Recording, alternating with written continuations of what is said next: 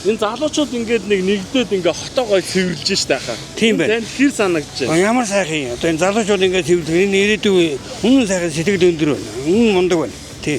Одоо эднэрээс бахархаас өөр юу хаа. Одоо үнэн сайхан байна. Сэтгэл өндөр байна. Харин Ямар сайхан юм. Одоо ингээд бүгдээрээ ингээд нэгдээд ингэх юм бол одоо Монгол улс хөгжиж амархан байна. Сэтгэл бүр баяс хөөрчлөө энэ хүүхдүүд гэдэг. 10 жилийн хүүхдүүд байна. харин Тийм ээ, жоох хүүхдүүд байна. тий. Тэгэл миний хувьд бол сайхан л байна. Баярлалаа тэгж яахгүй яах.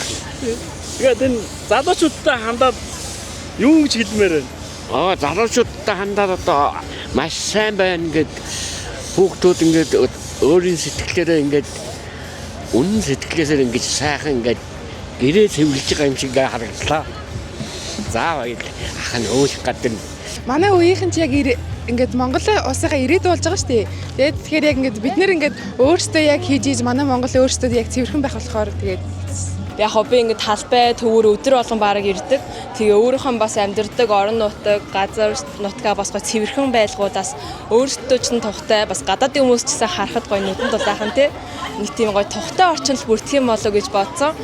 Энийг хэлмээр цэвэрхэн дайчхал да. Цэвэрхэн байвал бусад иргэн тойрон маань бүгд угаасаа цэвэрхэн байх болно. Тэгэхээр өөртөө хичээх хэрэгтэй.